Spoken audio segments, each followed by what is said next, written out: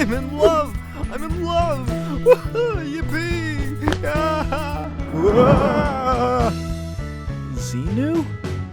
I do my own stuff!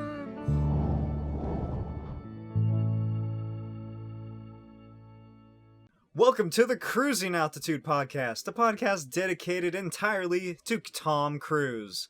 I'm your host, Blake, but you may also know me as Smokey's Videos, and this is my co-host, Saul. Hello. Saul, I haven't slept in about 24 hours. Oh, that's great. I worked the night shift both last night and the night before, and I decided I'd try to fix my sleep schedule by staying up for today. If you can't tell, it's because that's why my eyes are so red and bloodshot. Also, this morning when I was making breakfast, I was tired, and Did you burn yourself? I grabbed a plate that I had used to heat up some bacon, and the bacon grease spilled off the plate and rolled onto my hand. Ooh, where? You can't really see it. It was like, it's just my whole palm. Ah! Oh, God, why'd you hit me? What time did your shift end? I got on at 10 p.m. and off at 5 a.m. Wait, so your place is like 24 hours? Mm-hmm. And that fucking 24-hour place over there is not 24 hours. Yeah, that's what I've heard. What a ripoff.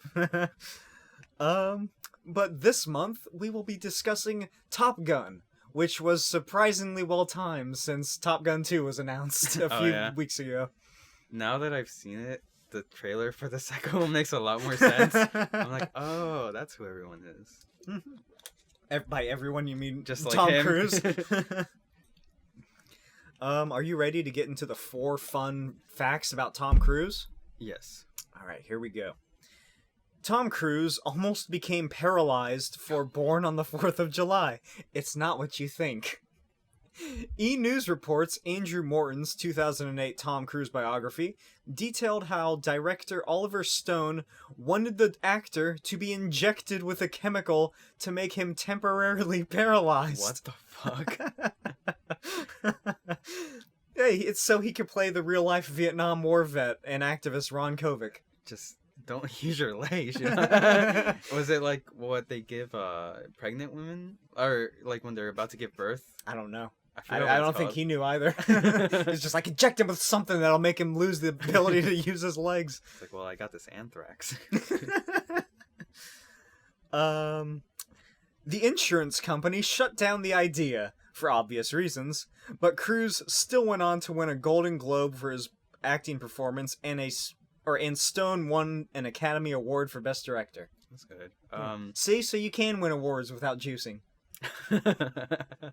I was expecting it to be like when Uma Thurman almost like died in Kill Bill. Yeah. I saw the video for that. It's pretty brutal. Oh, there's a video? Yeah, it's like after 15 years she was allowed to like get the video for it, and it only took that long because she could have gotten it earlier, but she would have to agree to not be able to use that in court or something. So basically they were saving their own asses to not get sued. Have you seen Tarantino's new film, Once Upon a Time in Hollywood? Mm-mm. It's really good. Oh, that's good.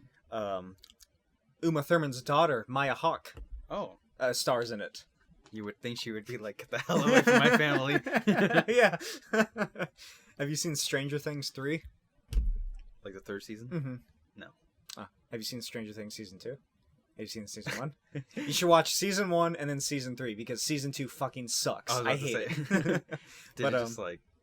It's just not good. They just... Did they redeem Okay, so here's the 3? thing with Stranger Things. It's the same storyline every season, which is, this trans-dimensional gateway to a terrible... This gateway to a terrible, horrible reality is opened up because the government did it to experiment or whatever. Isn't that the plot to The Mist? Mm-hmm. That's exactly what the plot to The Mist is.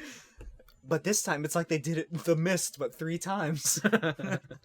And they don't kill each other at the end. Mm-hmm. I fucking hate that ending. I love that ending. That's my favorite ending. Not at all like the book The Mist. In the book, they just keep going and like it's ambiguous as to what happened. But Stephen King was like, damn, I wish I'd thought of that. There's also The Mist, the TV show. Did you hear about that? Oh yeah. It's like a weird, like, they tried to make a, like... Kind of like The Walking Dead? A little bit, but more like drama. Oh. Like, there's this... So The Walking Dead. I think... yeah.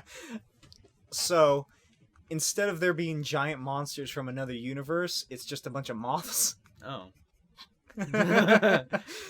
But they eat people, kind of. Mm. But they're still moths. Are they like normal-sized moths? A Just little like bit. a swarms Like, of them? maybe about like that big. Mm. Like about like maybe a golf ball or a baseball. Just get like a little match and a spray can.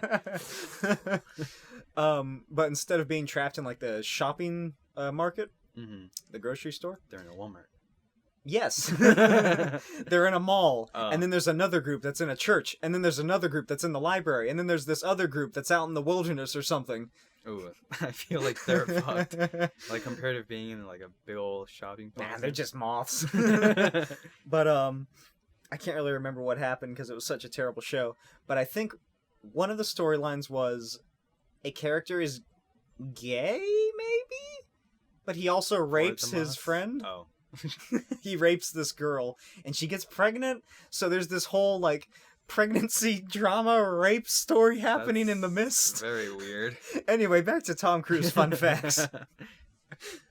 We derailed. Let's see. Tom Cruise, has sent a birthday gift to actress Dakota Fanning every year since he played her father in 2005's War of the Worlds. Oh. Where did you think that was going? Nowhere. I Is it like flowers? don't know what it is, Chocolates? but there was a quote next to this fact that said, it was like Dakota Fanning was saying like, oh yeah, I expected it to stop when I was like 18, but then it kept going, and I was like, oh, he'll stop at 21, and then it was like, oh, he's still going. Tom Cruise has stated that he could end Scientology if he wanted to. In early 2017, Leah Remini said to Leah Remini in an interview with Bill Maher, that asshole, alleged asshole, stated that because of his high standing, he, quote, has the power to end Scientology if he wanted to, end quote. What you waiting for? I mean, Excuse you? You want him to come for us, Saul? You better No, be no. praising them. And our final fun fact, I don't know if you've ever heard this one before, but he does his own stunts. Yes. I think we've talked Have we? about that once or twice. Maybe. I don't know. I can't really recall. But that's it for the fun. That's it for the Tom Cruise fun facts. Let's move on to the Top Gun facts. Here is the synopsis for Top Gun. As students at the United States Navy's elite fighter weapons school compete to be the best in the class, one daring young pilot learns a few things from a civilian instructor that are not taught in the classroom. Sex. Oh. Sex stuff. Oh, okay. Wasn't very clear in the movie. Wasn't it? Here's what the poster says. Up here, with the best of the best. It says it like that, exactly like that, in 3 different rows. Each in the different fonts. Yeah. Different colors. They really don't want you to read what it says. Top Gun was directed by Tony Scott, written by Jim Cash and Jack Eaps Jr., and it stars Kelly McGillis, Val Kilmer, who is the best live-action Bruce Wayne, and I will die on that hill. Anthony Edwards. Was he Batman in like the 90s? He was in Batman Forever, the one with Jim Carrey and Tommy Lee Jones and Chris O'Donnell as 27-year-old Robin. Which I will also defend because I've seen some fucking high schoolers who look like they're in their mid-20s. Wouldn't 27-year-old Robin just be Nightwing? Nah. Michael Ironside, Tom Skerritt, and Tom Cruise. So you stated earlier you want to know what the budget was. Can I guess? Yes. I'll let you guess what it was then and what it is adjusted for inflation, because I have both. Oh. See, I'm thinking it's like pretty high compared to like the other ones we've covered, just because like how expensive it probably is to to use the military's equipment. Yeah, 20 million. Close. Oh, a little high. Oh. It was 15 million. Oh. You want to guess what it was in today's monies? 32 million. Close. Oh. 34.4 million. Hell yeah. The box office returns were $356.8 million. Damn, that's good. Which, adjusting for inflation today, is $815.5 million. Good job, Top Gun. It was also the highest grossing movie of 1986. The real Top Gun school imposes a $5 fine to any staff member that quotes the movie. Val Kilmer did not want to be in this film, but was forced to by contractual obligations. However, it became one of his most iconic roles in his career. I was gonna say, like, maybe he should be thankful he was forced to do it. Was he Iceman? Mm-hmm. Oh, okay.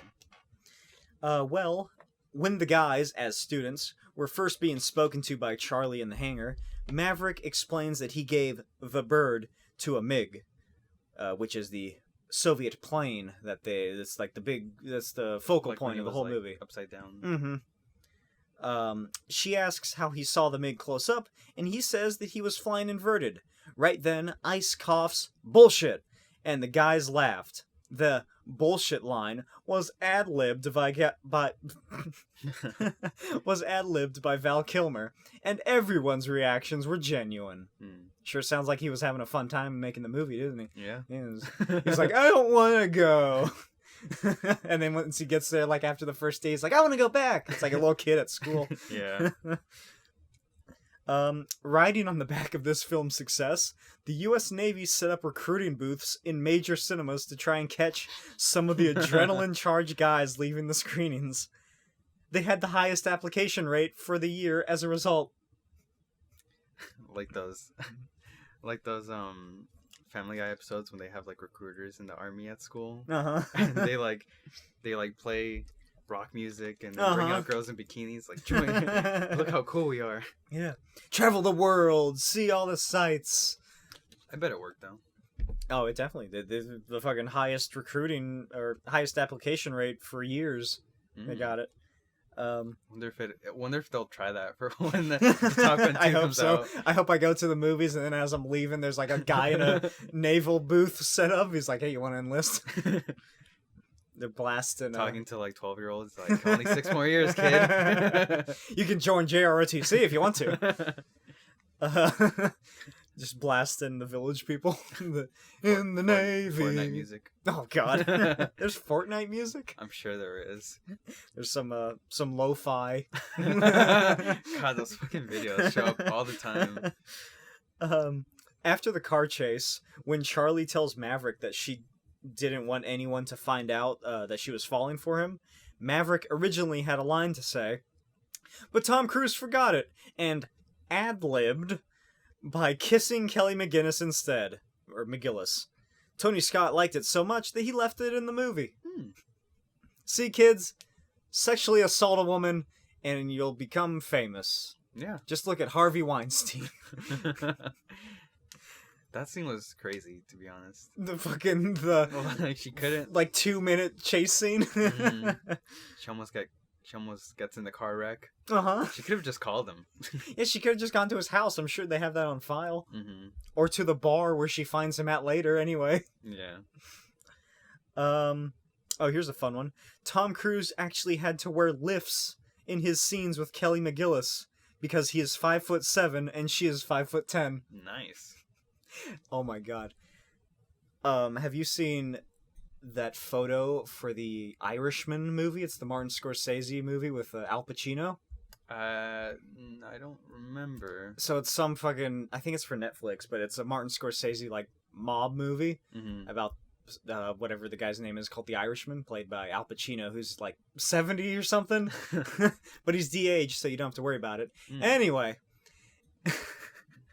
in the photo, he has what can only be described as Frankenstein boots. It's just like 6 inches of full rubber on the bottoms of his shoes. And he's like walking around, and his hair is just like sticking straight up and like combed back. He looks like a bobblehead. He's trying his hardest not to fall over. Yeah. He's like holding Joe Pesci or whoever's shoulder. I don't see why they like focus so much on height. Like, there's this one, maybe I don't remember if I've talked about it before. It's because like, if you're a manlet, then you're you're not worthy. Yeah, there's like I think it's like a cover for a single for a Bruno Mars song, and he's with Cardi B, and I think she's taller than him. Oh yeah, isn't Bruno Mars like short? Yeah, he's like 5'3", 5'4", 5'5", and he's in the poster he's taller than her. But I'm pretty sure since she's taller than him in real life, they like have him on like a little apple crate. Yeah. Well, that's just for design purposes, as you would know. You don't want people to think of the AT&T bars when you look at the album. Here's a fun fact. Mm-hmm. Stunt pilot Art Scholl was killed during the production of the film, aged 54. He died when his Pitts S2 camera plane failed to recover from a flat spin and plunged into the Pacific Ocean. Isn't that what happens in the movie? Yeah, that's what it is. Isn't that scary? It's kind of eerie. Scholl's last words over the radio were, "I have a problem. I have a real problem." The exact cause of the crash was never determined, and neither the aircraft nor Scholl's body was ever recovered. Damn. The film was dedicated to him. Aliens?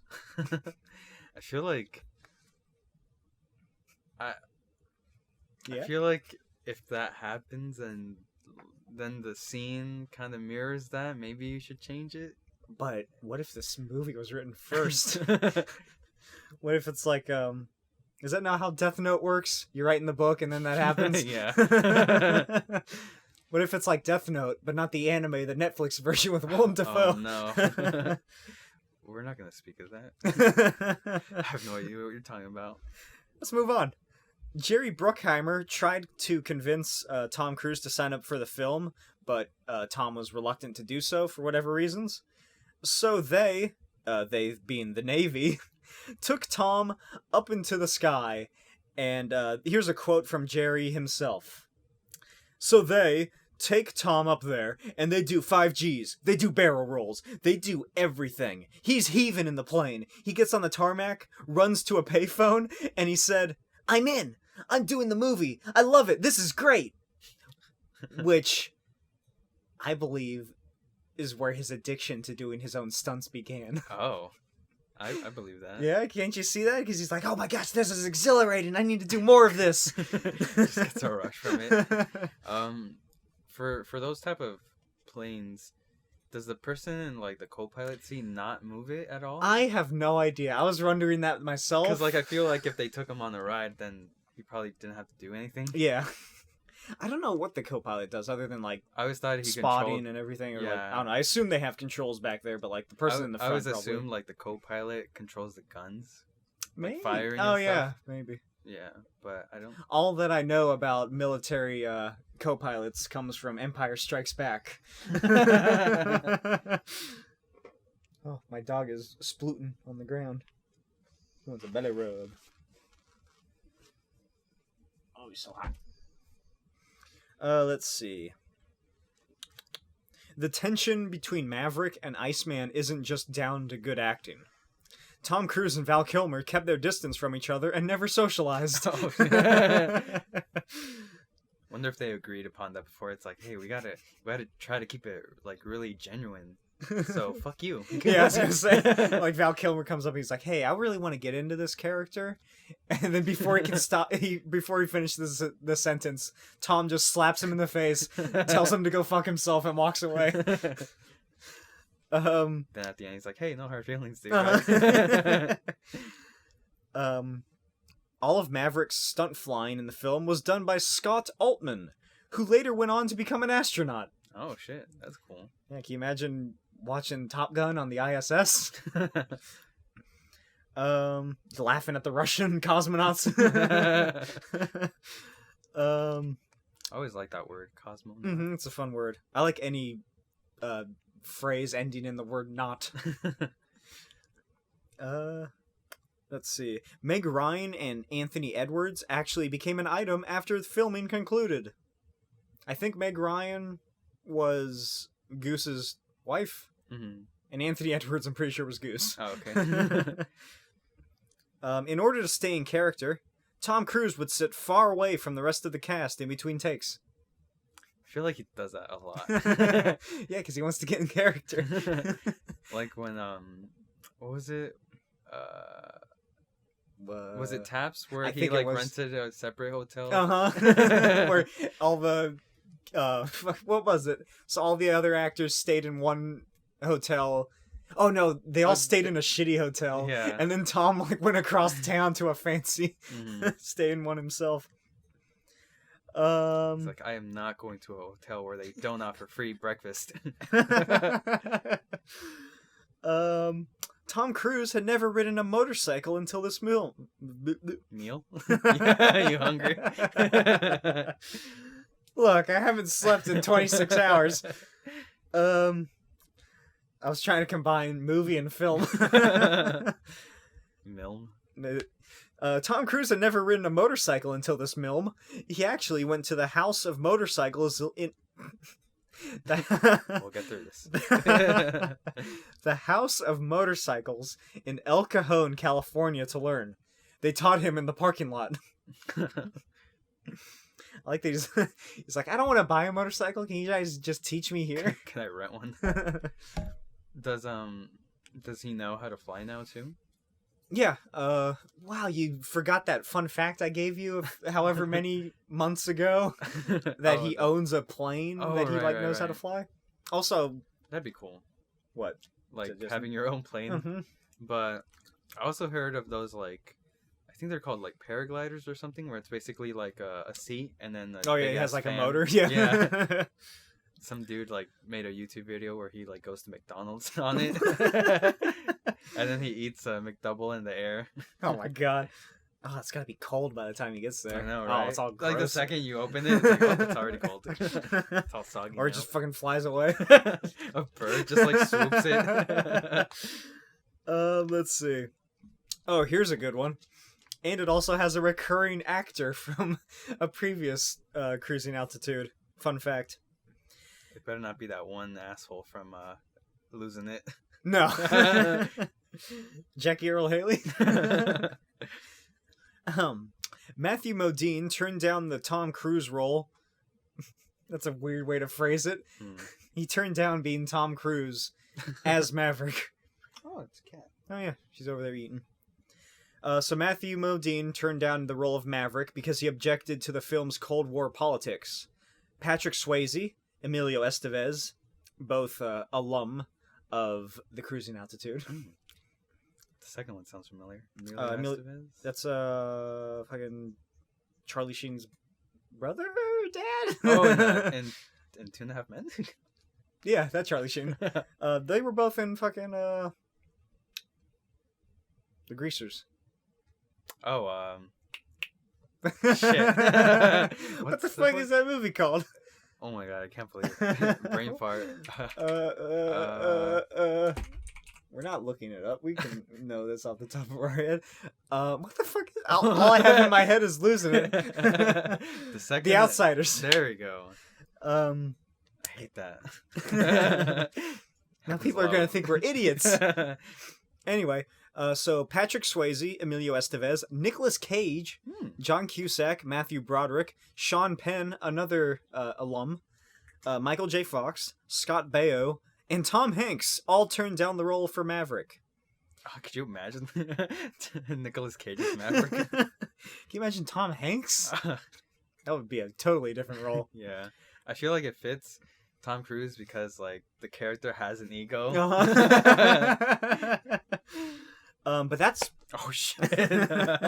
But that's not all. Janet Graham, Charlie Sheen, Jim Carrey, Rob Lowe, Kevin Bacon, Eric Stoltz, and Robert Downey Jr. were also considered for the role of Maverick. That's the second time Jim Carrey has been thought about for a role that later went to Tom Cruise. That'd be weird, like a sexy with Jim Carrey. Oh my god! Imagine this movie with fucking Danny DeVito. this would. I was gonna say Jim Carrey, but yeah, Danny DeVito. At least Danny DeVito would have like probably taken it seriously. Yeah. What would this have been like if it was Jim Carrey? Because this would have been pre The Mask. yeah, pre that's like pre the the Mask, most iconic for me. pre Ace Ventura. Oh yeah. This would have been in his formative years. He used to do like serious stuff. No. Oh. Let's see. Sheen, who was deemed too young for the role, would later go on to spoof the role in the 1991 comedy Hot Shots. He was handsome when he was young. Charlie Sheen? Yeah. I forgot what movie it is that I seen him in. Platoon. Probably. It's the one where he goes, he gets shot and he's like, Oh yeah. He bares his chest like a slut. Okay. Time to get to the discussion of the actual movie. So what did you think of this? This is the first time you've ever seen it? Yeah. Okay, so what did you think? I've always known about the movie, like tidbits, but I've never like seen it from beginning to end. I liked it. Okay. I thought it was like a little bit of a slow start and not much like Not much really conflict. happens. Yeah. It's a little uneventful, but it's not bad, you know? Yeah. Kind of like what movies like that? I was gonna say Taps, but no, there's a lot that happens in there. Let's see. Losing it? All the Right Moves. That's what. Oh yeah, all the right moves. It's kind of like that. Where Yeah. it's not bad. It's a just slow, like, yeah, just slow burn. At least this one has better music than all the right moves, though. yeah. I love this soundtrack. I And get the score. I get why you added the Danger Zone to the Yeah. trailer. It fits. Yeah, if you don't know what Saul's talking about, go check out my YouTube channel, Smokey's Videos, to see my edited version of the Top Gun Maverick trailer with Danger Zone in it. It's not the best because I did it in about a half hour and I really wanted to get it posted before anyone else did it. But it's still pretty good anyway. Yeah, I don't know. I think this is the second or third time I've seen it. I have seen it in the movie theater, which was great. It was fun. But I didn't notice that this isn't really this is a movie about nothing. Yeah. Nothing exactly happens. Maverick doesn't really he does no wrong, and even when he does mess up, he's still praised. Yeah. He's a Mary Sue. I would say he is, because whenever they like tell him he did something wrong, like you said, it's like it's also like, oh, He's such a badass. Yeah, they compliment him more than they like punish him. Yeah.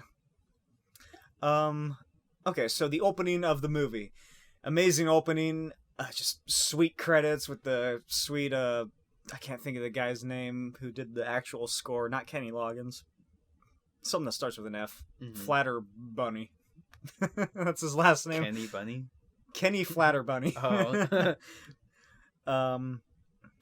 And here's the the text that reads at the beginning. It's like Star Wars. On March 3rd, 1969, the United States Navy established an elite school for the top 1% of its pilots. Its purpose was to teach the lost art of aerial combat and to ensure that the handful of men who graduated were the best pilots in the world. They succeeded. Today, the Navy calls it Fighter Weapons School, which isn't a very good name. Yeah. It sounds like the translation for a Japanese anime. It sounds like the origin story to Xavier School for what is it called? Xavier School for Gifted Youngsters. Something? Yeah. The Navy calls it Fighter Weapons School. The Flyers call it Top Gun. And then, yeah, Danger Zone starts. And my favorite part about the credits, or the opening credits, is that it starts off, it's all solemn and everything, and it's just real slow moving, and like the score is building, and then it's just like, just the I don't know what you call them, the hands on deck, like preparing the jets for takeoff and everything on this carrier. And then it goes from serious to, fuck yeah, we're the goddamn Navy, bitch! We fly planes on the ocean! Where do we land? Where do we take off? On motherfucking boats. And that's what it stays at for the rest of the movie. Yeah, basically. The movie opens in the Indian Ocean in a very sweaty control room. Yeah, I was waiting to point that out. Like, everyone just, like, pouring sweat. I wonder if it was, like, really hot in there, or maybe I assume so. There's no air conditioning. Everyone's just, like, really nervous. They want to do the job. They've been doing these takes for, like, hours now. Yeah. Oh, you're saying that's real sweat? Yeah. That wasn't planned. It's not just someone with, like, a little spray bottle. That's just them. That's the actors getting nervous about making a good movie because they love the craft of film. But yeah, the film opens up in the Indian Ocean. The U.S. Navy, it locates an unidentified plane, so they send out 4 pilots: Maverick, Goose. That sounds like one word. The name's Goose. Maverick Goose. So they send out Maverick, Goose, Cougar, and Merlin, and they go out and they fucking start inspecting this plane that's just flying around for whatever reason, when a second MiG appears. And they fly around a little bit and not much happens until the MiG locks onto Cougar and Merlin. And is it Cougar that's the pilot that freaks out? He's like, get him off me, get him off me. I think so, yeah. And my favorite part is when it cuts to the Soviet pilots, because they're just absolutely silent. Oh, yeah. Like, just emotionless robots. They're clones. They're like the TIE fighter pilots. Yeah. But the MiG locks on to Cougar and Merlin and, like, chases them around and is like, hey, I'm gonna get you. And then Maverick, they're, like, trying to get rid of the plane, and so he inverts his plane, flies above the MiG, and gives the Call Me the Bird as passionate, patriotic music plays, and Goose takes a Polaroid, which I thought for some reason came into play later in the movie. Yeah, but it just never comes back. Yeah, because, like, during class, he, like, tries to prove to her because, like, no one believes it. Yeah. He's like, I got a Polaroid, and then everybody forgot. Yeah, you never mentioned it again. Plot hole. Yeah, fucking tweet at Jim Cash and Jack Eaps Jr. and ask him what happened to that damn Polaroid. Did he forget it on the boat? They lost it in the set, and they just decided not to go with it. So Cougar freaks out at this, like, near-death experience as Maverick and Goose have to go and land their plane because they're almost out of fuel. Oh, right. Nothing comes of that. They get to Cougar again, and they calm him down, and then they get back to the boat perfectly fine. There's no reason for them to have worried about the fuel. I thought for sure, like, one of those dudes was gonna fall in the water. Oh yeah. But if they were so close to the ship, wouldn't they just be fine? Like, yeah, I suppose so. Yeah. Especially if they know where they're going down at. But as we see later in the film, ejections don't always work how you plan. Yeah. Unfortunate. So, like, a day or so later, Cougar gives up his wings, and everyone is sweaty. Again. And then Mav and Goose get called into the principal's office. Where they get yelled at. Yeah, what did they get yelled at for? What did Maverick do that was dumb? He did something risky, like he wasn't supposed to. I think it's like the maneuvers he takes are really risky and dangerous. And he was because he wasn't supposed to go back to get Cougar and Merlin. Oh yeah. He's like, you were a hero. You're not supposed to be a goddamn hero. But anyway, he's like, I forgive you, you fellas, you silly willies. You're going to Top Gun. Because Cougar quit, and Merlin's fucked because he could have got to Top Gun too, but now he has to reside on that sweaty boat. And then the principal of the boat says, as Goose and Maverick are leaving, "Gentlemen, good luck, gentlemen." Which is a weirdly written line. Maybe he forgot what he was supposed to say. And then they just went with it. It's like the editor's like, "Are you sure? It sounds kind of weird." It's like, I'm tired. I just want to go home. let's see. And this is where the homoeroticism begins. Okay, I'm glad you said that because I thought it was just me looking too much into things. Because, like, whenever they have, like, those little, like, what's it called? Like, little, kind of like arguments? Or, like Iceman and Maverick? Yeah. Oh, there's some like, sexual tension there. Yeah, they're, like, so close to each other. I'm like, is one of them about to, like, kiss the other?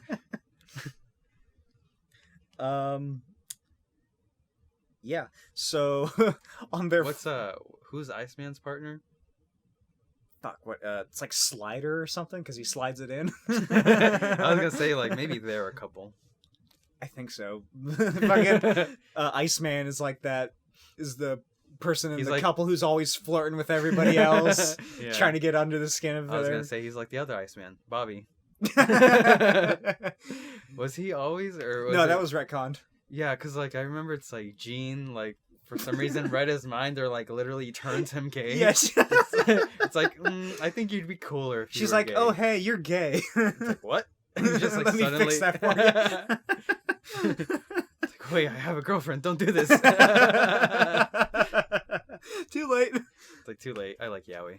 Does anyone want to go listen to the Village People? I'm in the mood for some leather chaps. There's like a skit in Family Guy where, like, he comes home to his apartment and his wife is like, "Huh, where are you going? You said you were at work." And he's like, yeah, I'm sorry I'm late." And he's like, "Then what's this?" And there's like an ice slide to the gay bar. And he's like, "At least they know how to touch a man." Oh, yeah, I've seen that. Oh god. So on their very first night in Miramar, which is somewhere in San Diego. That's where Top Gun is. In San Diego. You can see the Coronado Bridge in the background when Tom is just driving around on his motorcycle. Oh, wow. I actually went there. I hate that fucking bridge. Yeah, that is terrifying. Really, really high. Fuck that. Did you go to Coronado Beach? Fuck no. I'm not going over that bridge. Are you crazy? I went there and everyone was nice, but like because like the houses are like so nice, I expected the cost to be called on me. We were like walking to the beach and like, oh, this looks really expensive. There's just a bunch of white people staring at you. Just like a lot of like beautiful white people just like walking around. Like, oh, I don't belong here. It's like in that Family Guy skit where he gets the like the paint swatches. Oh yeah. But yeah, that place is really nice. Oh, and God. it's free, which I don't think people realize. Oh, really? Mm-hmm. Yeah, Mission Beach. Yeah. Mission Beach is also free. But... Yeah, that was pretty cool, but it was kind of crowded when we went. Oh, there. yeah. There was like no parking. Shit. Yeah. Fucking, we got it like a back alley parking, like right in front of like someone's little like house. Yeah, and then like parking, I don't know if it's just like San Diego in general, but like every parking spot we would go to, it's like super tiny. Mm-hmm. And our car wasn't like even big. Anyway, on their first night in San Diego, they go hit up a bar. Mm-hmm. And this is where Iceman first starts hitting on Maverick. Oh yeah. What does he do when he sees him? I can't remember. He's like, "Who's the best?" Yeah, something yeah. like that. And then Maverick says that he thinks he is or something. Mm-hmm. And Iceman's like, "Daddy's gonna show you." We'll see about that. See you in the showers. I mean class. I mean both, because it's the Navy. Then Maverick and Goose are like sitting at the bar, and I guess they both see a hot chick because they make a bet to see who can. What is their bet? Is their bet just to have sex at the bar? Because that's what it sounded like when Goose was putting like if Maverick can like woo a girl with that song, because isn't Goose married? Yeah. And he didn't seem like the type to cheat. Yeah. So speaking of a song, he's like, that chick wants to hear fucking Love and Feeling sung karaoke style by a horde of naval officers, which they, for some reason... Okay, so here's what happens. Goose and Maverick go over to this hot woman who's sitting at the bar, and they get a microphone from somewhere. Yeah. Is it plugged in? I think there was like a wire on it. No. It's a long ass wire. It's an extension cord. But they start singing Love and Feeling. Mhm. And then suddenly every other pilot in the bar starts singing along because Yeah. they all know it by heart. Which is really weird. Like, Which really doesn't makes sense. fight for the whole, hey, we're straight. Yeah. Then they start singing show tunes. They rip off their pants. They have to rip off pants. It's just sparkly booty shorts. They were like really aggressive about it too. Like if I was that woman, I'd be kind of like worried. I'm like, I'm gonna go. Oh yeah. Well, you know when you would really get worried is after you introduce yourself and give your full name to this young man, Charlotte Blackwood. And then you go and ditch him to do some work with your, I guess, boss or coworker or something. Mm-hmm. Then you go to the bathroom And he follows you inside. That was creepy. Like, what the hell, dude? And then she was fine with it. Like, I feel like she was freaking out on the inside. She's like, "Don't show fear. Don't show fear." I need to get to my purse. There's Yeah, there's don't some mace in there. No secondary locations. Rape isn't funny, Saul. You shouldn't laugh about it. Sorry. I enjoy dark humor. It's how I cope.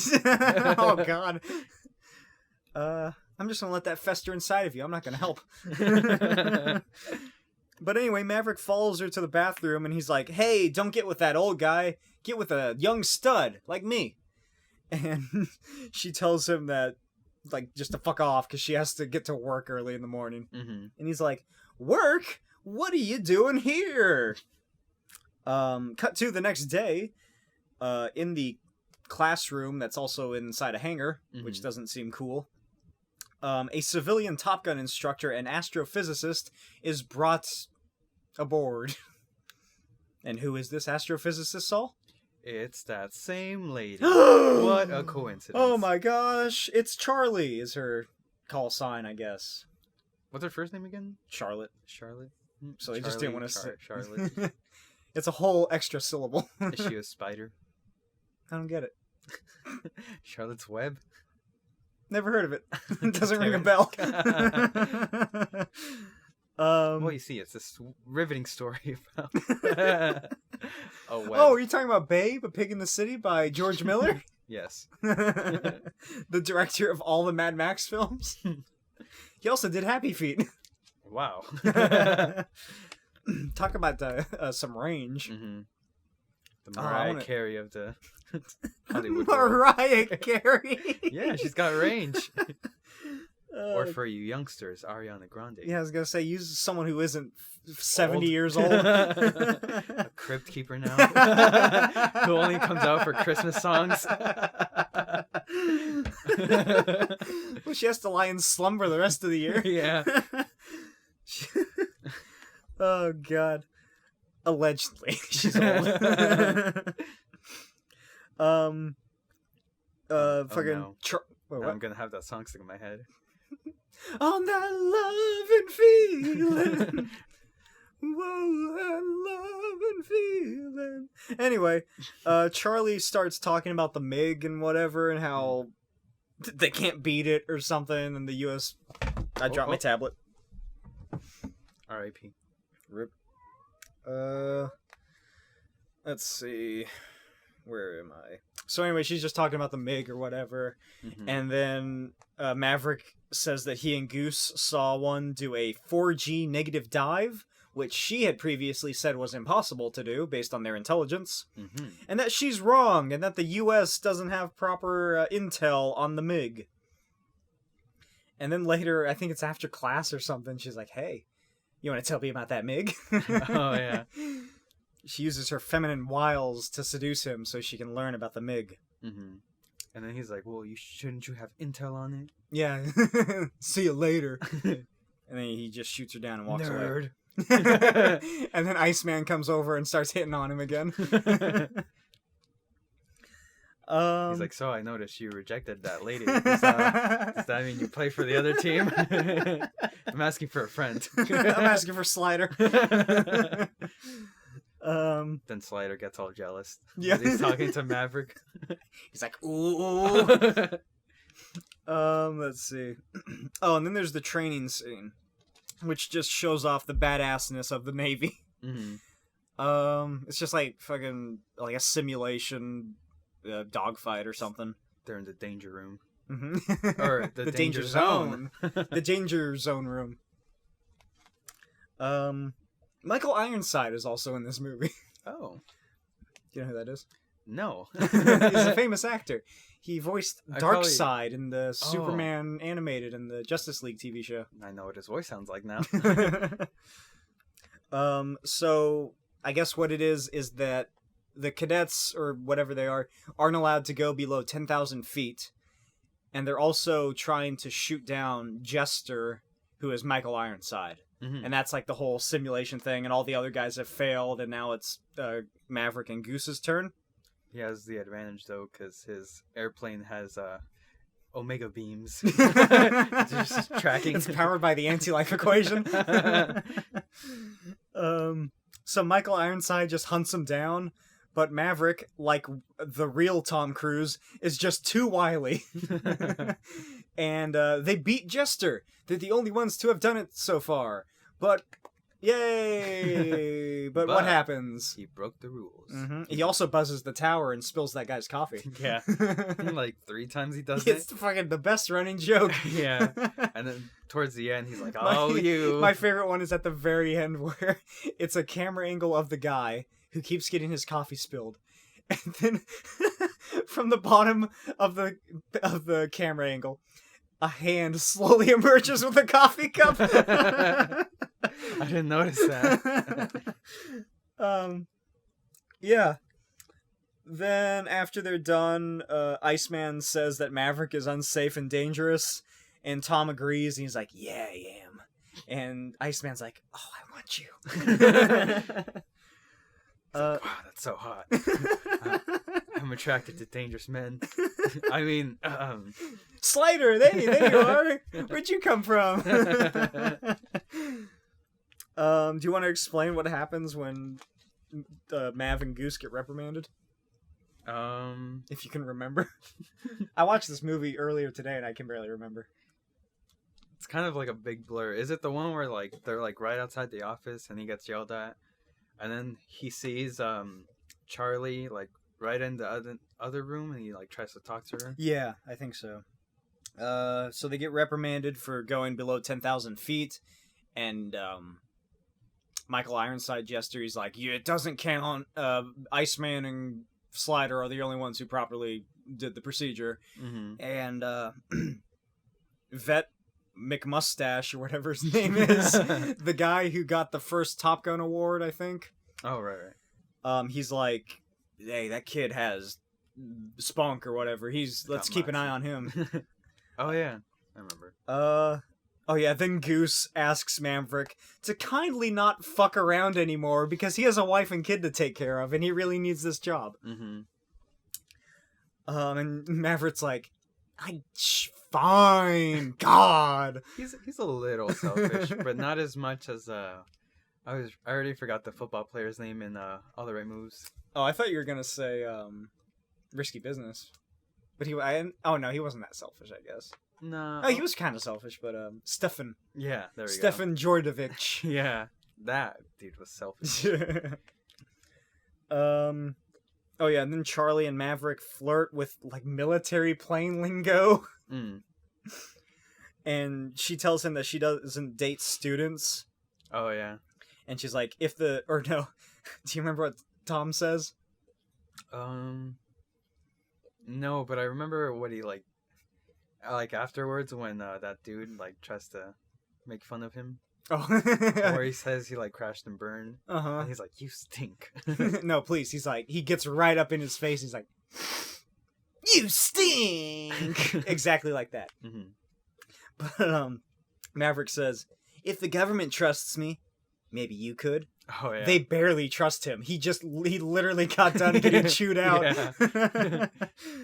Then there's the terrible "you stink" comeback, and then we get to my favorite part of the movie, the shirtless volleyball scene. Oh yes. Hey yeah, playing with the boys. And if you thought homoeroticism was just your imagination, oh boy, are you in for a surprise. my other favorite homoerotic 80s movie is Friday the 13th. Friday the 13th.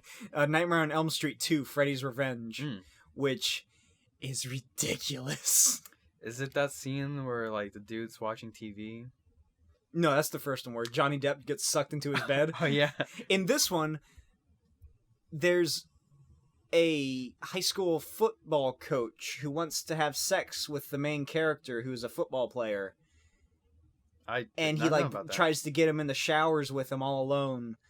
But then I think but you see Freddy, he's sort of an analog for AIDS because he's infecting the main character's body. Oh. And something happens and the football coach gets his towel pulled down, his arms pulled up like this, and held against the wall as he's whipped to death. Oh, Jesus. It's something else, man. And it has no bearing on any of the other movies. That's really weird. I don't remember that. I guess I've only seen the first one of the old ones. It's the only good one. Oh, because I remember loving seeing the first one. Just because how cheesy the effects were, like at the end. The long arms in the alley. That was groundbreaking for the time. The face coming through the wall. I like. Were any of those near like the same time as what was the last movie we saw? The one with like. Oh, Legend. Yeah. Maybe. Probably. I can't remember what years they came out in. Because the effects weren't that great. Like, the sets were really look, nice. It's a horror movie. Let's see. Oh, yeah, so we're at the volleyball scene.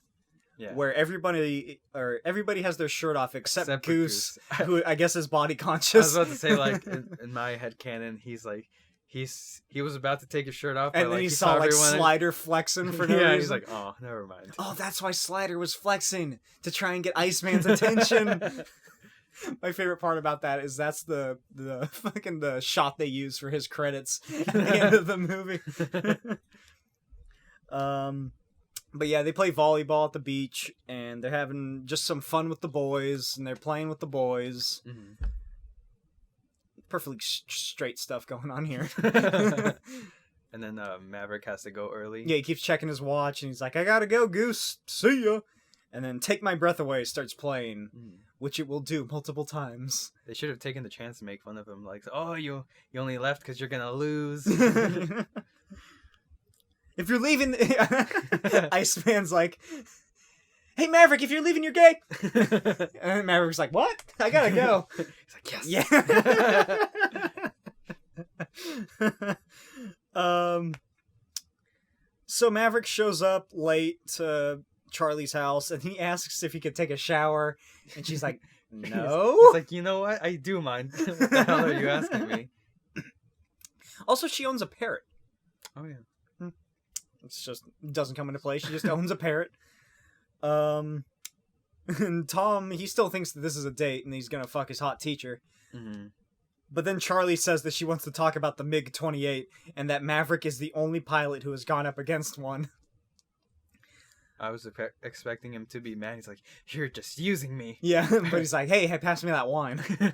And then they get drunk, and Maverick tells a pity story about his parents. Mm-hmm. And he's like, my mom died, and my dad is a deadbeat, or missing, or gone. Yeah, he allegedly died. Yeah. Well, does he know that?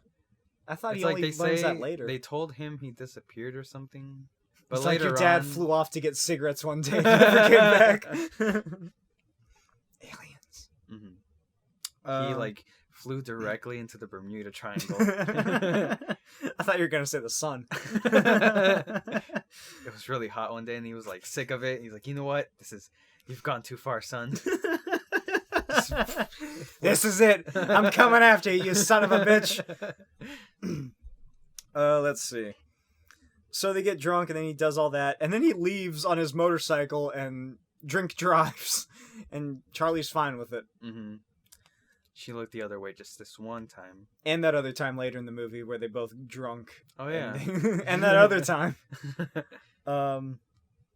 Later the next day, Charlie and Maverick end up on the same elevator, and Charlie's checking him out, and she says that she wants to go to Pound Town, but she still has a job to do. It's like maybe when the semester's over. Is that how this thing works? Semesters? I don't know. She doesn't know either. Let's see. And then he goes, I'm glad we got that straight. Mm-hmm. And somewhere else at the Air Force Base, Iceman is just screaming. He's like, he approaches her like in the hall. He's like, you hussy. Yeah, he's like, bitch. You better stop macking on my man. I'll fuck you up. Let's see. Then Maverick and Goose go to the airport and they get Goose's wife and kid. And later that night, I guess, Charlie and Vetstash and the class, they all go over the different student flight tests, and Iceman flirts with Maverick some more, and Take My Breath Away plays again. Let's see. Was that the same scene where like Maverick storms off? And Yeah, because this is I where... didn't really understand why he was pissed. I think it's because Charlie's like... Because she's like, I want you so much, but at the same time she tells him that what he did was very improper and the opposite of like proper procedure. And his ego just wasn't having it. He's like, how dare you? You bitch! He goes crying to Iceman. That's his rebound. Yeah, then Maverick speeds off, and then Charlie chases after him in her like 1960s car. Mm-hmm. And they're just speeding through the streets of San Diego. Not a care in the world. Then they stop for some reason. They just stop right there in the side of the street, and they get out and they're screaming at each other. And Charlie says that her review was exact, and the reason that she was being so tough is because she doesn't want the others to know that she's fallen for him. He's like, I was kind of a good dick, wasn't I? And his ego would not say that. Yeah, they do it. I have right here. They take a ride to Meet Smack Alley. And then Maverick pulls a one-night stand. Yeah. After he's been trying so hard to get with this chick. Mm-hmm. He leaves like a little paper... Yeah, he leaves like a little like paper mache, like, or a little origami jet or something. Mm-hmm. With words on it that we don't see. No, it's like, send nudes. It's like, you might want to get yourself tested. Yeah, I was just gonna say that.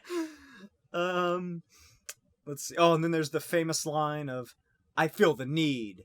The need for speed. And then they do the bottom one. That was kind of hard. There's another training scene for the Top Gun trophy, blah, blah, blah. Iceman's in first. Maverick is in second by 2 points.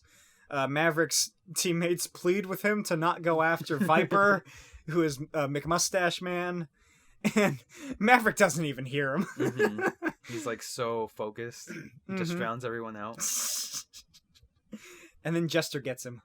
And he's like, fuck, no, I'm a failure! He hears the theme song in his mind. The danger zone. Yeah. He's like singing the words, and everyone's just Goose is like, Maverick, what are you having a stroke?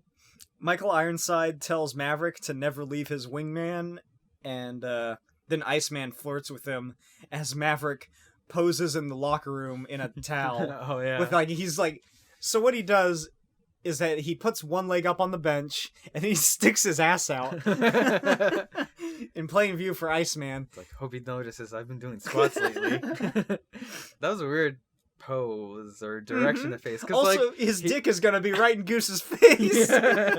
Yeah. He's like when the dog gets punished and he knows he's in trouble and he like doesn't want to look.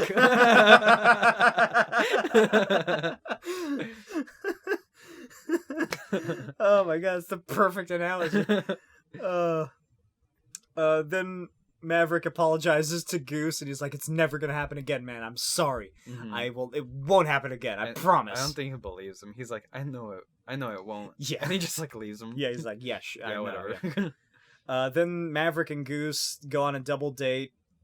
They fucking sing Great Balls of Fire at some restaurant that I'm sure all the other patrons are happy to hear. Just this drunk family singing. And yeah, that happens. And then this is when Maverick drink drives with Charlie, and they just they go down to the harbor, and then they start making out, and they definitely bang down there. Yeah. Then we get another test/training simulation, and Danger Zone plays, baby. Iceman really wants to get Maverick. But he is too by the books and statistical to, like, take the shot or something, because they're like, Iceman, hurry up! Fucking take the shot, or... Oh, yeah. Shit, or get off the pot, man. Come on, I want these points. So he breaks off, which sends Maverick and Goose out of control, because the jet wash... I guess he, like, got in the way of... Yeah, which sends Maverick and Goose's plane into a flat spin. You want to explain what happens next, Saul? They try to eject, but they have trouble doing so. And Maverick gets out safely. His parachute opens, but Goose has a little harder time getting out, and he just eats shit, and he dies on the spot. He ejects right into the canopy of the plane. Yeah. And it's just crunch. And Goose dies. I thought he was gonna go, like, into a coma, and then, like, he just becomes paralyzed. No, that's Mad Max. Oh, he, like, can't fly again, but no, he just straight up dies. No, yeah, he's dead. He's fucking dead. R.I.P. Goose. Yep, never forget. 19-something to 1980. He only got to lay one egg. Well, that his wife knows of. Vet Stash tells Maverick, who's just standing around in his underwear, that he needs to let Goose's death go, only like a day afterward. He's like, if you need someone, I'm here. He even does this thing where he runs his hand along his back when he walks by. Maverick then, I guess, like, he's helping Goose's wife pack or something, and she tells Goose that, what? She tells Maverick that she sees Goose's ghost. It's a goose. She tells Maverick that Goose loved flying with him, and I think she says something like he always talked about it whenever he got home or whatever. Even when we were making love, he called out your name. Do you know what his real name is? Shit, I forgot. It's not David, is it? No. Wrong Tom Cruise movie. Oh. David Axelrod. No, what is it? Pete Mitchell. Oh, I thought you meant Goose's real name. Oh, Goose. Who the fuck knows? Who cares? He's dead. Yeah, Pete Mitchell. Let's see. Peter Parker. Oh, yeah, and then so Maverick is taken before a board of inquiry, but they find that he's not at fault for the crash. And then Vet Stash orders that Maverick returns to flying immediately, which led me to believe that he is like the Emperor in Star Wars, Goose is Padme, and Maverick is Anakin. He joins the dark side. He joins the Russians. Oh my god. What a fucking spin-off. His new call name is Spud. Or it's just Maverick, but they roll the R. It's backwards. Yes, the Cyrillic or acrylic language. Let's see. Where the fuck am I? Oh, here we go. So Maverick begins experiencing some performance issues, and Iceman is sad. Later, I guess, another pilot by the call sign Wolfman. Iceman, Wolfman, Man, Man Wolf, Man Bear Pig. I guess he's like the only person that Charlie told she's with Maverick to, because he sees Maverick leave, or he quits. He like eavesdrops that Maverick quits, and then he calls up Charlie, I guess. Oh yeah. It could have been his mother, because we don't know who's on the other line of that phone. I just assumed it was Charlie. Charlie finds him at a bar and tries to get him to come back to Top Gun, but he refuses. And then Maverick goes and visits Mike Vet Stash, and Vet Stash talks up Maverick's dad and how badass he was. And then he died. Yeah, he recounts this badass dogfight he and Maverick were in, where Maverick's dad shot down 3 planes before going down. R.I.P. Rest in peace. Never forget.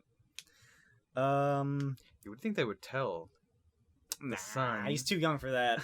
He was only 25. He died a year ago. I'll tell you when you're older, son. 1 year later. Okay. Yeah.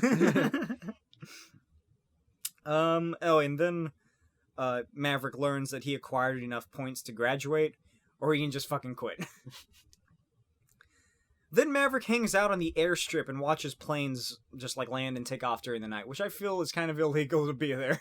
I feel like you're not supposed to be on the airstrip. He had to get bailed out the next day. Yeah, that's what we didn't see, is that the military police came by and took him to the brig. Then the graduation, which takes place in the fantastical hotel pool. It's like Charlie's backyard. They couldn't book anywhere in time. It looked like it was a hotel. Mm-hmm. It was a motel. They couldn't afford a hotel. It's one of those like really cheap ones that are really shady. Just don't turn a black light on in there. The peephole works both ways. Oh yeah, then so graduation happens, everything, and Maverick finally shows up and learns that Iceman is the winner. Then Vetstash informs his class that some of them have to depart immediately because there's a crisis or something happening. Coincidentally, it's also back in the Indian Ocean where the movie began, because that's a lot of money to film in a different place, even though it's the ocean. Mm-hmm. So, these are the people who have to go. Iceman, Slider, Wolfman, Hollywood, Merlin, Dasher, Dancer, Salt, Peppa, Spock, Doc Ock, The Rock, Hulk Hogan, and Maverick. They all have to go fight. Right out of graduate school. Nice. Oh, and then Vetstash, she's like, hey, Maverick, I'll fly with you. Wink. Then Iceman just like fumes. He's like, he snaps the trophy in half. Breaks his martini glass. 24 hours later in the Indian Ocean, a U.S. ship has become disabled or something, and it's like floated into enemy territory, and there's MiGs in the sky that are just patrolling. And promise tomorrow.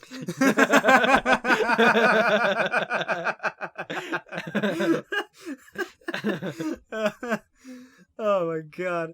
What do you think Iceman's gonna wear? Well, he's like, I hope that tux I ordered fits. Just he's not wearing panties. Just chaps. That's it. Yeah. And a bow tie. And what are those jackets called for air bomber jackets? Oh yeah. So Iceman worries about he worries that his boo Maverick is unfit to fly this mission. Mm-hmm. But the guys are like, he's fine. He's fine. What's PTSD? You mean shell shocked? And then once everybody takes off, they discover that there's 2 bogeys in the sky. Then 4, then 5, then 6. Or they saw the same 2 again. Then Wolfman and Hollywood are hit, and they go down, but I think they're saved. Yeah, because they hug at the end. They don't die. Unfortunately. Allegedly. Then Iceman is tailed by 5 MiGs, and they're fired upon. And then there's this cool climactic battle, I guess. I really would have liked the that one scream. I forgot. The Wilhelm scream. Yeah. It happens when Maverick blows up the plane. If there's no possible way he can scream. There was one that got like the wing shot. Yeah. And he just like starts spinning down. And then drowns slowly. So Maverick finally takes off, but then he disengages immediately. What a pussy. Yeah, he's like, what the fuck is happening? And then he speaks to the ghost of Goose, like Luke and Obi-Wan Kenobi. Oh, I would have loved to see just him floating in the window. It's like that scene from The Outsiders where Pony Boy, Pony Boy, right? Yeah, Pony is reading the note Johnny left him, and his face appears onto the side. He looked normal, right? Which one? Who? Uh, Pony or Johnny? Yeah. Yeah, he looked like he did before he got burnt. It would have been cooler if he was like blue, like a Force ghost. Yoda's like right next to him. And Jar Jar. Oh, you have to have Jar Jar. Although Siths can't. Right. They can't become Force ghosts. What about what's the middle ground for them? Gray Jedi or Yeah. Can they become Force ghosts? Can they just? Are they the Maybe? red mages where they can just like use both? I think so. Yeah. Because that's basically what cheating. Anakin was. Everyone should just be a Gray Jedi. Yeah. What the fuck not? What is this like? Fuck. Just be morally ambiguous all the time. Just be the anti-hero. Yeah. Then you get sweet comic books in the 90s. Okay, so... Were you referring to Spawn? Or literally any comic book from the 90s? Yeah. Would Spawn be an anti-hero? Or is he too, like, he kills too many people? He's an anti-hero. Would the Punisher be an anti-hero? Fucking... He's pretty close to being a villain. Yeah. So Maverick re-engages, and he almost immediately shoots down one MiG. Yeah. Just like right back into it. He's like, murder, murder, murder. Oh, this feels great. He's like, why haven't I been doing this before? Then he blows up another plane. And then he uses his quick thinking to trick and destroy another dirty commie. And then the rest of the MiGs fly away. Mm-hmm. Our boys make it back home.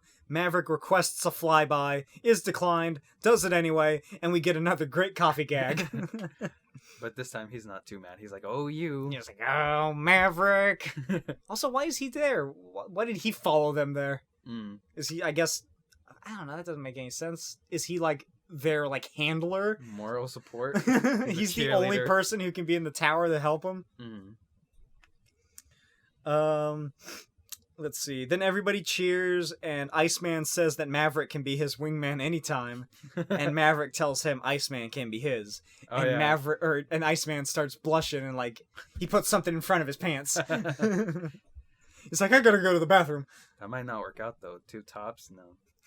Right. Someone's gonna have to. What's the word for it? Yeah, power bottom. I was gonna say someone has to like.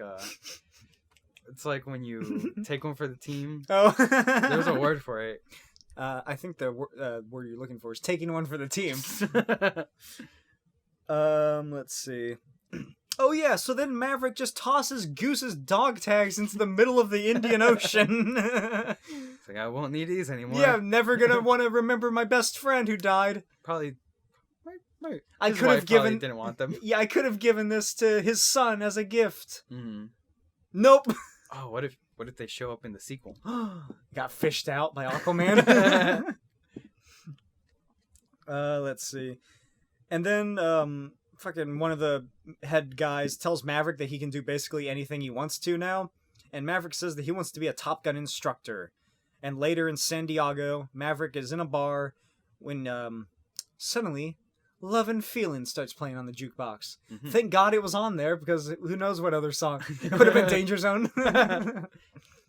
But he slowly gets up and he walks to the jukebox and he runs into Iceman. That would have been a great twist. I killed Charlie for you.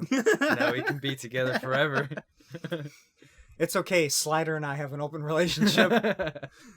But no, he runs into Charlie and end credits. It ends on a surprisingly romantic note for such a like macho, homoerotic, like militaristic film. They were playing it safe. They're like, this is the end. We got to make him remember something that isn't all that other stuff that we subliminally sent them. We can't get banned again. Again. Not again. No, won't let it happen again. The end. That's Top Gun. What did you think? I liked it. Mm-hmm. Me too. I think it's one of my favorite Tom Cruise movies. I think I'll want to watch the sequel just to see like how they handle like his son or Goose's son. Oh yeah, I think it's Miles Teller plays Goose's son, who is called Rooster. Goose, Goose and Rooster. They should call him Gooster. Golden Egg. Oh yeah, or just Egg. Egghead. Hey, egg on your 6. Okay, so afterthoughts. Here at the Tom Cruise, I just did it again. Here at the Cruising Altitude podcast, we have a very special kind of rating system. We rate our movies out of 21 possible teeth. Mm-hmm. Here's a list of other review sites while you're thinking of your score. Mm-hmm. IMDb gave it a 6.9 out of 10. Rotten Tomatoes gave it 55%, which I feel is way too low. It should be certified fresh. It got a 50 on Metascore and a 2.5 out of 4 from Roger Ebert. So, out of 21 teeth, how many would you give this film? I was trying to look up like the super expensive kind of fillings, but I can't remember the name. But so I'll just give it 16 out of 21. Really? Okay. I give it 19 out of 21. Nice. I really enjoy this film. Now we do the listing portion where we try and decide where it goes on the list of movies we've watched. So this list should be in the description if you want to check it out. Currently, Risky Business is in first place, followed by Taps, Endless Love, The Outsiders, All the Right Moves, Legend, and Losing It. Boo. Boo! Get off the list. I say it goes in the first place. Really? Mm-hmm. I was gonna put it like above Outsiders, because I really like Outsiders, but I think Top Gun was better, slightly better. So you want to put it in between Endless Love and The Outsiders? Let's put it above Taps. You think that's fair? Or if you really want, we could put it in first place. Actually, you know what? I feel like I'd have a better time rewatching Risky Business. Oh, okay. Maybe we should go by that. Like, how many times do you think you could rewatch it? Yeah. Because I could rewatch Taps a lot of times Yeah. just to see Tom Cruise freak out. Just his slow, drastic decline into madness. That's fun. And then Endless Love for David's, like, just insanity. I love that movie. Yeah. That's such a great movie. So, you want to put it in between Taps and Endless Love? Or in between Taps and Risky Business? Yeah, I think Taps and Risky Business. I think that's pretty fair. So, let me edit this list. And I'm going to add Top Gun, 1986. And it's going to take second place. Woo, congratulations, Top Gun. Ooh, doo, doo, doo, doo, doo. So now our current list is Risky Business, Top Gun, Taps, Endless Love, The Outsiders, All the Right Moves, Legend, and Losing It. So, the user reviews for Top Gun are like a lot higher than the critics. Yeah, I think so. Oh, okay. Fucking critics, what are they? I wonder what Shrek 2 is. Like, critics versus fans. Because Oh. that's probably, like, my favorite Shrek sequel 2. of all time. Like, legit. The PlayStation 2 game has a 7 out of 10. I didn't know IMDb rated video games, too. Okay. Oh, there's, like... I don't know if I've ever talked about this, but there's, like, have you ever played Super Smash Bros? And how there's like a big tournament scene for it. Mm-hmm.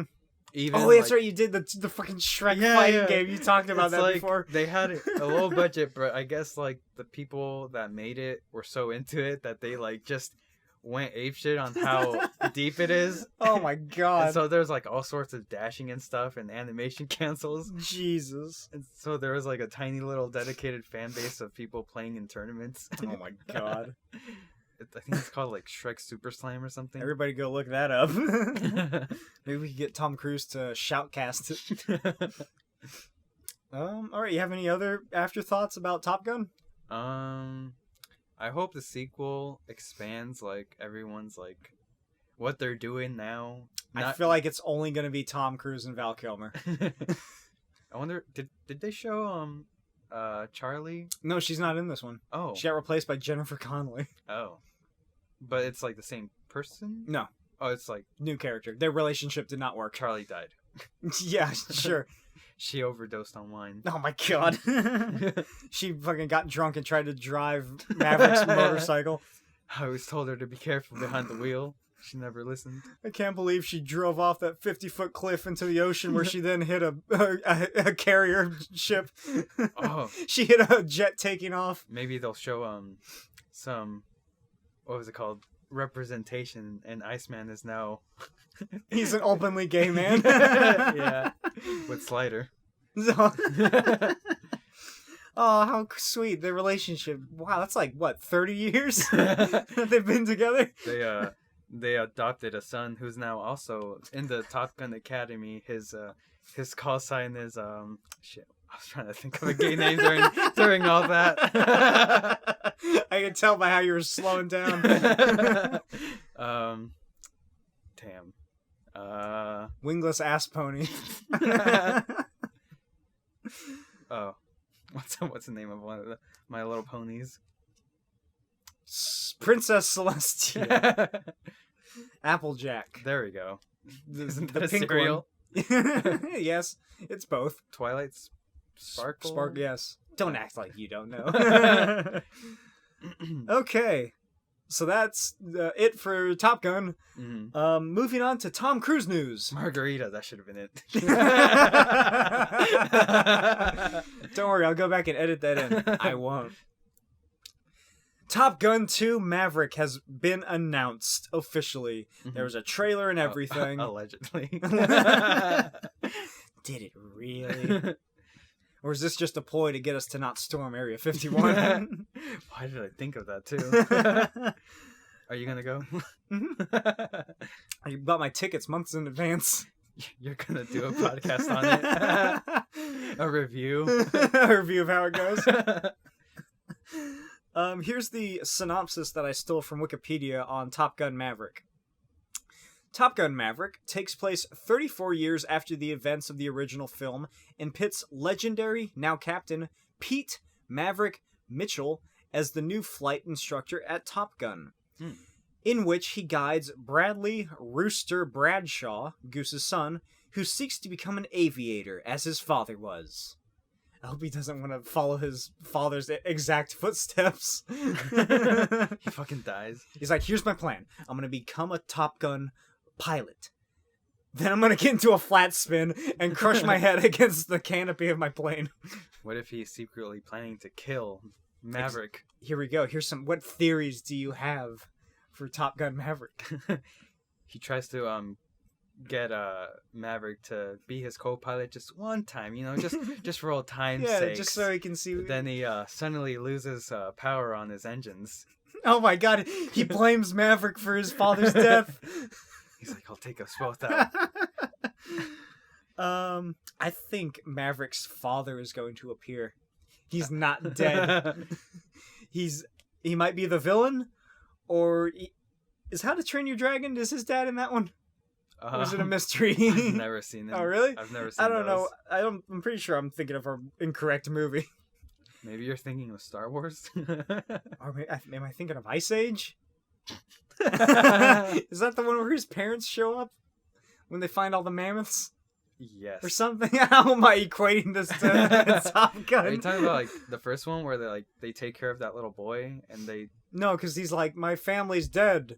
And then a few movies later, he's like, my family's alive. Oh, yeah, I think so. So I think Maverick's dad is going to be alive. Maybe he's working for the Russians. Oh, shit. He's Putin's right-hand man. Wouldn't he be a little soggy and corpsey? No, he faked his death. He just went below radar range and just flew to the nearest country. I also have Goose's ghost will come back and teaches Maverick to move on with his life in a buddy plane road trip comedy. Oh, wow.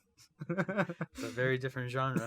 Yeah, the trailer makes it look serious, but it's going to be a road trip comedy film with Maverick and Goose's ghost. What's a movie like that where like the trailer is like way different than the movie? Like a whole different... Oh, fuck, I don't know. I'm trying to think of one. Because I know there are. Happy Death Day made it look like it was going to be a somewhat good movie. But it was a piece of shit. Or, what's that one where it's like, crime is illegal for 24 hours? Oh, Purge? Yeah. I thought I thought it was a cool concept, but it's just murder every time. Yeah, it's always just I'm gonna kill someone. You would think someone would like just go into a Gucci store, yeah, and then sell them the next day. Yeah, or sell them the same night. Mm. Fish sticks, get your fish sticks here. Some guy selling fish sticks. He's doing it without a license from the city. Oh god, do you have any more theories for Top Gun Maverick? Goose is gonna propose to Slider, and they're gonna get married at that same hotel pool, which is now also a minibar. Oh. It's gonna be expensive though. You know how those pilots like to drink. Yeah. You think they're gonna play Love and Feeling again? No, now it'll be It's gonna be the Pitbull rendition. And they're gonna get Pitbull to cameo in the movie. Oh god. He plays a Russian. Yeah. He plays the Russian. The Russian. It's like in the Willy Wonka remake where they got only one guy to play all the Oompa Loompas. Really? Yeah. So there was just like CGI the rest of them. Mm-hmm. You remember that where he's dancing at like different positions and there's just a ton of them on a hill? Oh. He had to stand here, dance, stand here, dance, stand here, dance. Stitch them all together. Huh.